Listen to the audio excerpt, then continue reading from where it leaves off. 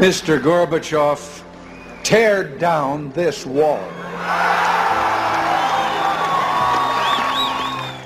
In my lifetime, I have seen the Cold War between the East and the West dissolve. We welcome change and openness, for we believe that freedom and security go together. In my lifetime, I've seen the Berlin Wall come down. There are many people who feel that it is useless and futile for us to continue talking peace and non-violence. In my lifetime, I have seen apartheid dismantled. It is absolutely important that you have the knowledge to serve your country and your people. In my lifetime, I've seen the man of color in the White House. Out of many, we are one. That while we breathe, we hope. And those who tell us that we can't, we will respond with that timeless creed that sums up the spirit of a people. Yes, we can. Thank you. God bless you. And may God bless the United States of America. In my lifetime, I've seen grassroots movements topple governments through the use of social media. I want freedom. Freedom. Only freedom. Freedom. We can come together to heal segregation and redirect civilization to the celebration of diversity in oneness. We can make it happen. I am Brother Ishmael Tete, and I believe that world peace is possible in our lifetime. It begins with you and I now.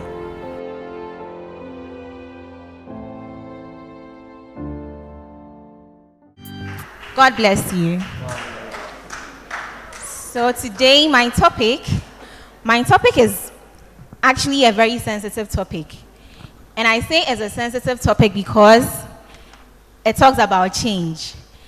And you know how people kind of become defensive anytime you tell someone, change. The person instantly, like you started another world war, because no one really wants to hear that their situations or how they are behaving is not the best.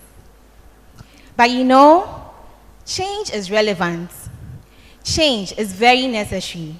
Because imagine that being a child, and then you are born a baby, and then years afterwards, you still remain a baby. What do you think, or how do you think that life would be like? Also imagine that your body cells do not die, and then new cells are being grown. Every day in and out, our hair is falling off, and new ones are coming out. So imagine if all these changes are not happening. What kind of life do you think that we would be living? So you see, change is necessary. And that's the reason for my topic for today, which is turning your life around. Turning your life around. But before I delve right into my topic, I'd like to use this opportunity and this platform. I'd like you all to help me use this opportunity to thank my guru, my leader, my father, for giving me this platform to actually preach today. I'm really grateful, so thank you, Guru. Right, so now back to my topic. Turning your life around. Turning your life around. And like I said, it's really about changing your situation, changing the situation that you are in, that you are not happy about, into a better situation. Now, you know, we've all grown up in different environments, different perceptions. We've grown up into different perceptions from our homes, from our society, from friends. And then these perceptions have become principles or laws that are running our lives. Whether you are conscious of it or not, growing up, you have picked up a certain mindset, a certain principle that has become that law which is running your life. So now let's look at our homes, for example. In your home, there's this popular statement that says that be content with what you have. You hear people say that be content with what you have. Very simple statement, you know, but it's a very powerful statement because it depends on how you understand this statement. Be content with what you have can actually limit you to not becoming the best that you can be. It can confine you into a certain environment, and you think that, oh, for me, I have 1 cedi. They are saying I should be content with what I have. So this 1 cedi there, I mean, it's okay for me. As long as I can feed myself within the day, I am content. But really, no.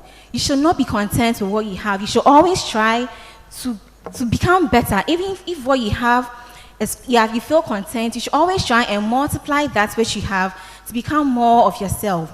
Now, also in our homes, sometimes you hear a parent tell their child that, go to that your drunkard of a father, that your drunkard of a mother, go and take money from that drunkard of a father. How does a child growing up, and you're telling this child that, go to that your drunkard of a father, what are you doing to this child? You are creating this perception that fatherhood is about being irresponsible. You can't tell a child, because growing up, the kind of things that we hear tend to run our lives. So if you are telling your child, go to that drunkard of a father, you are really creating that perception of, my father is irresponsible. So maybe really being irresponsible is what fatherhood is about. So then this child will grow up, and then this child is also irresponsible. Can you blame this child? Really, you can't. Because growing up, that is the environment that you have been used to. Let's look at our schools. Our schools, sometimes you go, as a child, you are growing up, and then people are teasing you. Someone would, if you are too fair, they'll call you plantain chips. If you are too dark, they'll call you coal blackie. If you have big boobs, they'll call you Ansahfuah. Something, all these names, and it makes people not accept or embrace who they are. Because imagine calling a child Ansahfuah. The child will grow up and is like, hey, my boobs are too big. So you find that this child will probably be hitting their breasts or be trying to wear dresses that would shrink their breasts or something. And this doesn't help the child. Because we realize that when the child grows up, you end up, the person or the child would want to do cosmetic surgery. And that is really the reason why you find most people going into cosmetic surgery now. People don't like how their faces look, how their noses look. It's too big, it's too small, because they haven't teased. And then they have created a principle that is running their life. And that principle is, what I have, this body I have, it's not enough, it's not the best, and I need to change it. But really, this is the body you have been given, so it's necessary for you to embrace it. Also in the schools, we are looking at the perceptions or the environments that have led people to be the way they are, and it's making it difficult for people to move from a certain situation or to turn their lives around to the better.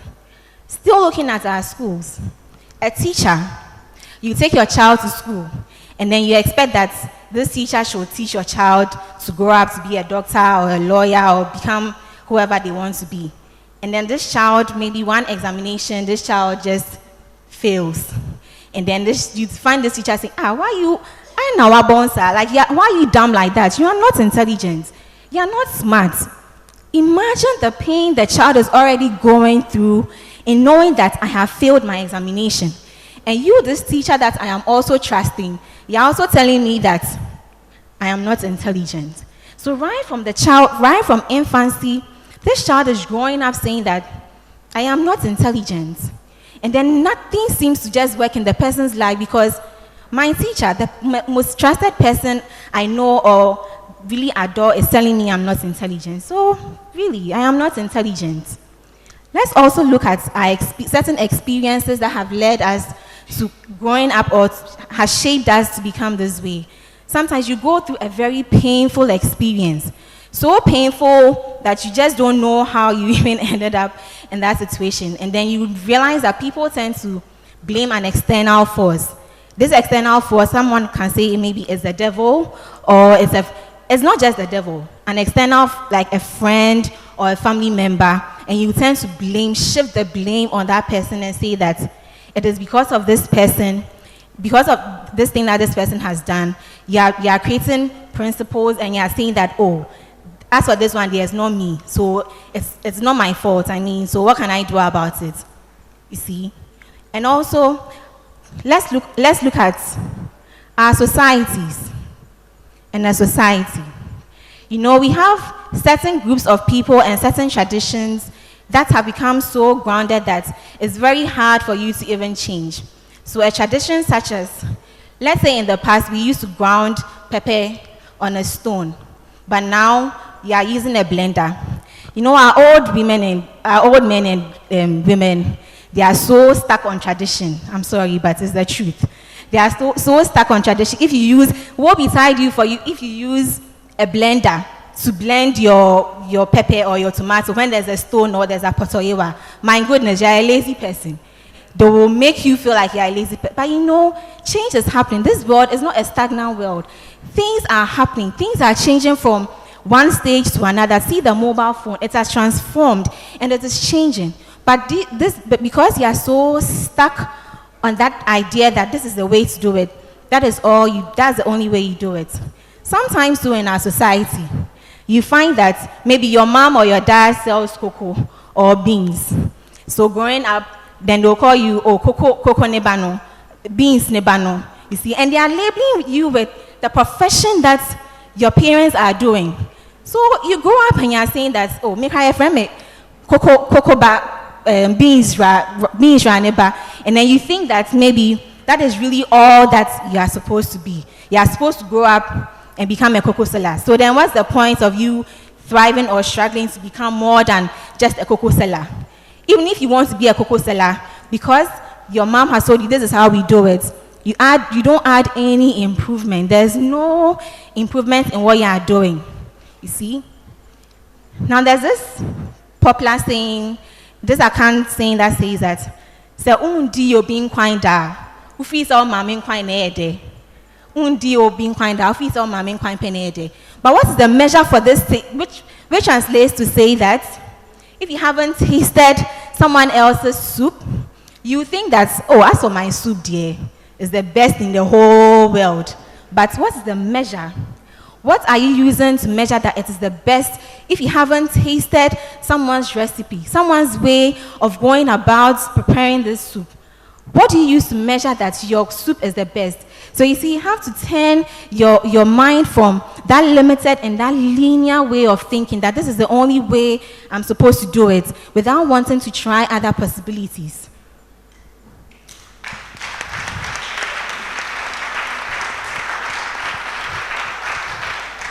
So now these are all perceptions from our homes and our societies that has shaped us.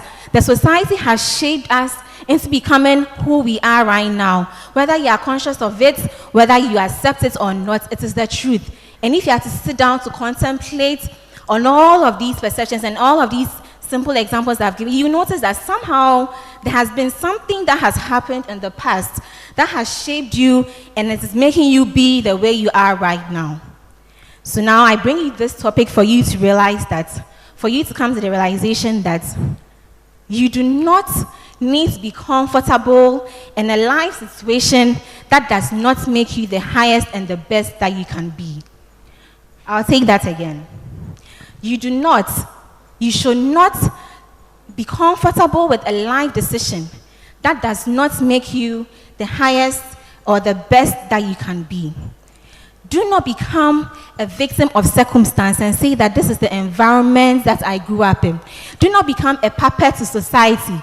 You see how the puppets are, those wooden they carve them like toys, and then they pull one hand, they move. They pull the other hand, they move. So it's like you are being a puppet to the society, puppet to the external forces, because they say, let's go this way, I'm going this way. Let's go this way, I'm going this way. No mind of your own. You are just accepting whatever it is that you are hearing, and you're letting it shape even how you go about doing what you do. You see, you should realize that all these perceptions, if you are to accept them, if a teacher tells you you are not smart and you accept them, if your mother tells you that you are not smart, be like this your brother, and you accept this perception, what you are doing is, you are creating a prison around you. It's an invincible prison, really, that you have created around you. And it's like you are stuck in this prison. You can't even move because you feel like, hey, if I move this way, what will happen? If I move this way, what will happen? And then you have locked this prison and you have placed the key to this prison in your pockets. And really, you are the only person that can unlock that prison, that invincible prison that you have created as a result of the perceptions that you have created for yourself. So when I talk about turning your life around, changing from a state you are not comfortable in into a state that you'll be comfortable in, which is the best that you can be, which is the best that you can be. And what do I even mean by this best that you can be? The best that you can be is when you have embodied a value, a God value that you are conscious of, or you have set a target for yourself and then you have achieved that target. That is the best that you can be. So what is that target? You want to become a rich person, set that target, and when you achieve it, that is the best that you can be. You want to be a spiritual leader, set that target, and that is the best that you can be. So when I talk about change, turning your life around, it's really 4 things, or let me say 3 things. The first is you should know that change is gradual. Change is gradual. And it requires, the second is it requires consistency. It requires consistency. The third is that you have the choice. You have a choice. And the last is that you always need to take a risk. You always need to take a risk. So now let me take you through what I mean by this. When I say change is gradual, it means that it is not by Abigail standing here to preach to you today that that situation that you are worried about is going to change. No. The first is for you to recognize that this situation that I am in, I am not comfortable. And you know how you know you're not comfortable?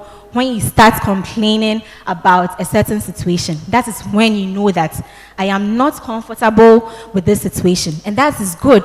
So it means that complaining is good. But for how long can you complain? Once you've noticed that you are complaining, that means that you have to take that change. You have to take that step to change. And it's gradual. It doesn't happen overnight, no. And the second, which is consistency, means that it is a gradual process. But in as much as it's a gradual process, you have to be consistent.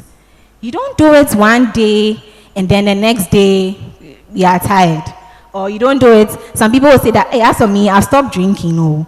And then 1 week afterwards, you see them by the bar and they're already drunk. I mean, you can't possibly change if you are not consistent with what you say you want to change. So it requires consistency. And it's about choice, which is the third one. About choice. Now you have the choice to end up the way you want to end. You know, change really is inevitable, which is to say that change is happening regardless of whether you want it or not. In the beginning, I spoke about the fact that you are growing up. You are not the same some years ago. You've grown up, so change is happening. Your hair is falling off. Change is happening. So it is there. Whether you accept it or not, it is happening, and you will change. But you have that choice to decide the outcome of that change. You have the choice to decide the outcome of that change. So are you deciding that, yes, truly, I am in a society that has different perceptions or ideologies or mindsets or thinking about how certain things to be. But am I going to let this society's perception influence me negatively, or is it going to influence me positively? So you decide, really, what happens to the outcome of the choice of the perceptions that you are hearing. And it is all about taking risk, really. And then it's not just about taking risk, it's about taking calculated risk. When I say calculated, it means you have to think through, you have to really think through the risk you're about to take. So let's take our first reading, which is Mark 1, 3-6. It talks about change, Jesus demonstrating change. So can we all read it together? And he entered again into the synagogue, and there was a man there which had a withered hand. And they watched him, whether he would heal him on the Sabbath day, that they might accuse him. And he said unto the man which had the withered hand, Stand forth. And he said unto them, It is lawful to do good on the Sabbath day. or to do evil, to save life or to kill. But they held their peace. And when he looked around about on them with anger, being grieved for the hardness of their hearts, he said unto man, Stretch forth thy hand. And he stretched it out, and his hand was restored whole as the other. And the Pharisees went forth, and straightway took counsel with the Herodians against him, how they might destroy. So you see, Jesus took a calculated risk in this situation, because it was a law that on the Sabbath day you are not supposed to heal. But he went ahead to heal because he was asking, if I don't heal this person is going to die. And is it worth this person losing his life because of a principle that has been set in place? So he went around to make that change. He thought about it, he thought through and looked at the outcome, and realizing that the outcome of that risk he was about to take was a worthwhile risk, he went ahead to take it. Also, we know in the Bible that Jesus said an eye for an eye and a tooth for a tooth. But then when he came, in the old, it was said that an eye for an eye and a tooth for a tooth. But when Jesus came, he said that love your neighbor as yourself. So there are so many instances in which Jesus demonstrated change. So it is necessary that for you to turn your life around into a better situation, you need to take that calculated risk. It is necessary for you to take that calculated risk.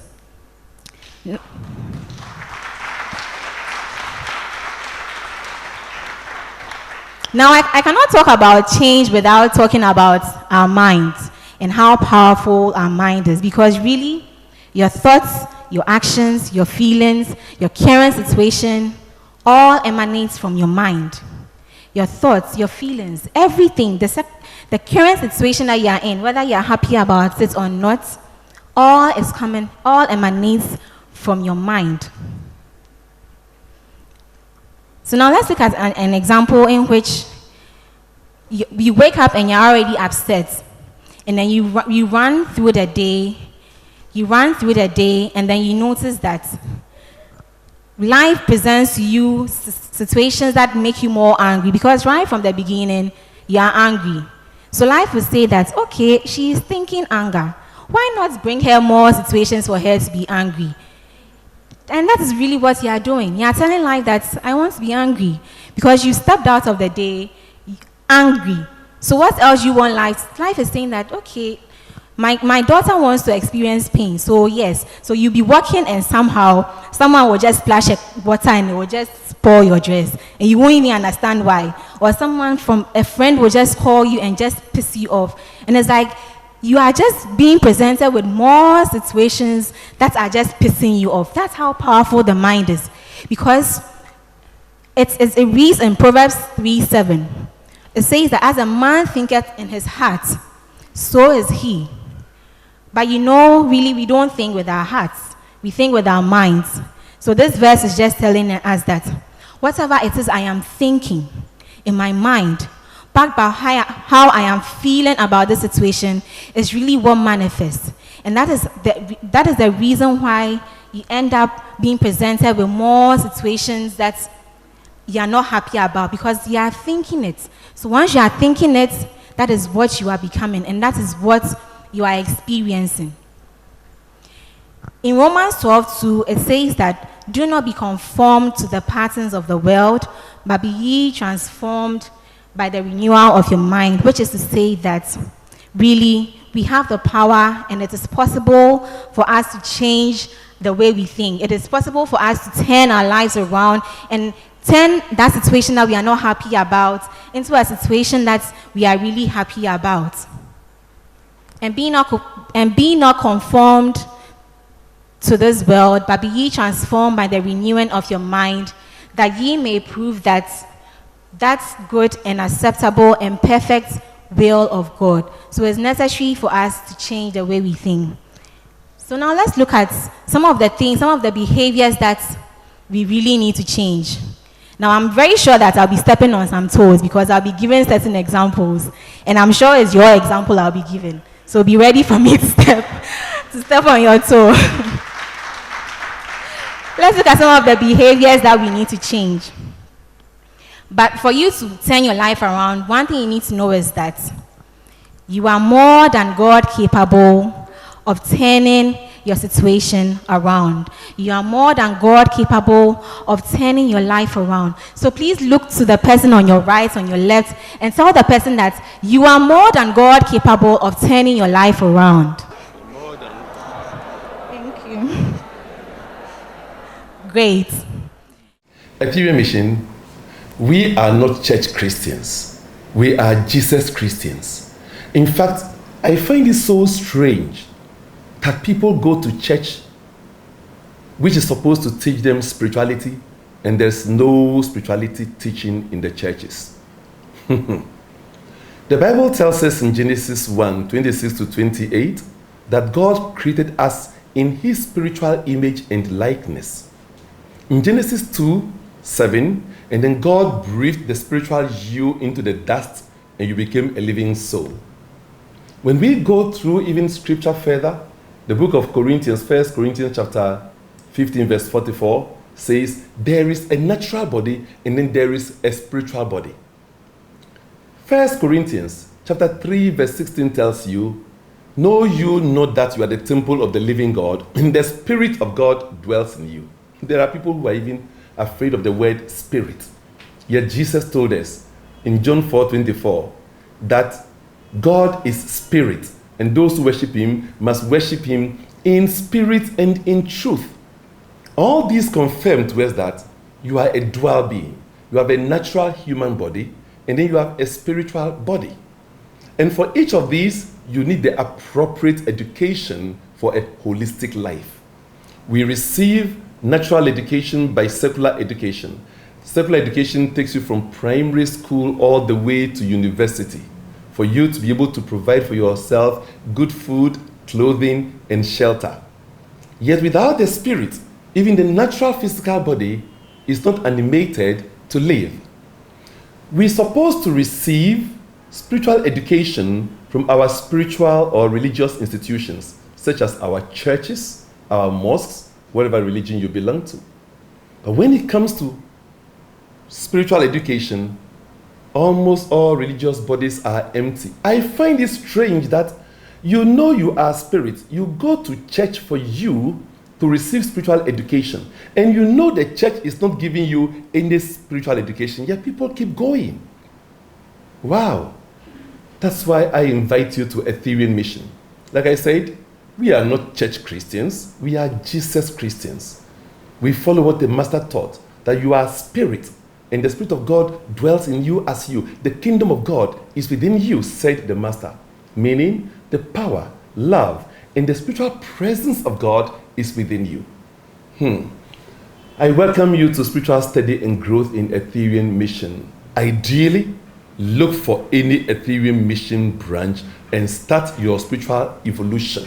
Because the first blessing God gave you was also your absolute imperative. It said, be fruitful and multiply and replenish the earth and subdue it. Meaning that you are the very seeds of God, or the seed that God is, the presence that God is in you as seeds. And you are to grow them into trees and bear fruits of peace, love, joy. That's what the book of Galatians told you, Galatians 5:22 to 23. If you want spiritual growth, then you know where to come to. Peace.